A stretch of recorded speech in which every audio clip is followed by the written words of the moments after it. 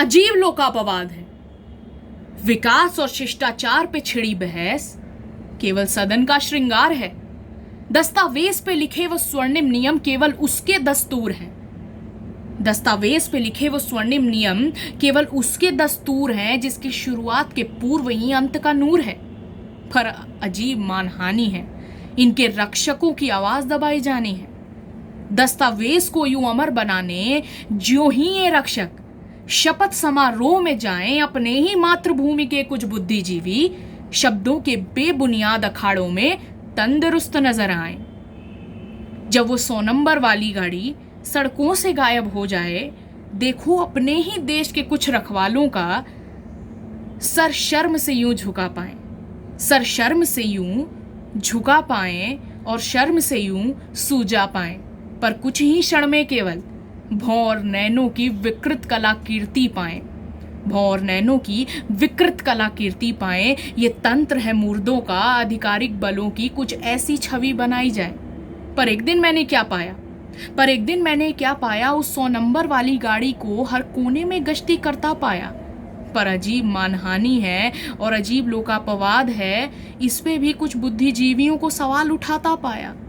यही नहीं, कोरोना काल में नासिका पट्टिका से मुंह छुपाते 100 नंबर वाली गाड़ी को चकमा देता पाया। और फिर उनकी अभिलाषा को देख टूटता हर कोने पे बस एक ही बात करता पाया, ये आज पुलिस इतनी सक्रिय क्यों है। तब मैंने इस तंत्र के लोकापवाद को प्रत्यक्ष पाया। प्रशस्त हो या ना हो, मानहानि तो होनी ही है। कहने में क्या जाता है, शब्दों का कोई मोल नहीं। सोचती हूं मैं कि इस अधिकार को नियंत्रित किया जाए, पर फिर अचानक ख्याल आ जाता है, आखिर कितनी बार और कई बार संविधान की आत्मा पे यूं खंजर घोंपा जाए। जब तंत्र का उपहास रोजमर्रा बन जाए, जब तंत्र का उपहास रोजमर्रा बन जाए, हम इस तंत्र का हिस्सा नहीं है, ये किस्सा बन जाए, तो ये अजीब मानहानि का लोकापवाद तो होना ही है। तब ये अजीब मानहानि का लोकापवाद तो होना ही है। जब यूं पिकनिक पर कूड़ेदान का डिब्बा कहीं खोस आ जाए, कूड़ेदान का डिब्बा कहीं खोस आ जाए, ये किस चिड़िया का नाम है, ये सोच कूड़ा सड़क पर ही फेंका जाए।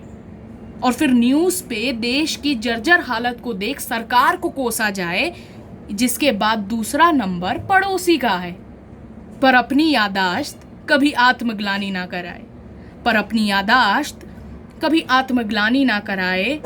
अजीब मानहानि है, अजीब लोकापवाद है। जहां न्याय का तोड़ न्यायालय खुद है, जहां नियमों का तोड़ राजनीतिक बल है। अजीब मानहानि है, अजीब लोकापवाद है। विकास हो तो विद्रोह है, न हो तो अधिकारों का विमोचन।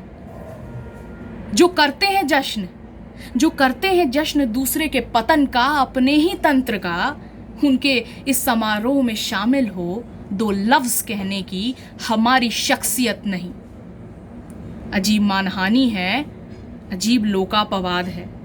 सूली पे चढ़ाओ तो मानव अधिकारों की बात है, ना चढ़ाओ तो हनन। शायद इसीलिए आज लोकतंत्र अस्पताल के उस बिस्तर पे पड़ा है जहां कोरोना भी अपनी जगह नहीं बना पाया। अजीब मानहानि है और अजीब लोकापवाद है देश के संरक्षण की बात करने वालों के लिए, जिनके संरक्षण का मकसद ही कानून के किताबों की समझ के इतर है, अधिकारों और नियमों के परे है। काश एक ऐसा भव्य समारोह भी हो जहां अजीब मानहानि और अजीब लोकापवाद की बेड़ियों से समाज आजाद हो, समाज विद्रोही कल्पनाओं से समाज आजाद हो, और फिर अजीब लोकापवाद और अजीब मानहानि को इस समारोह में आमंत्रित किया जाए, धन्यवाद।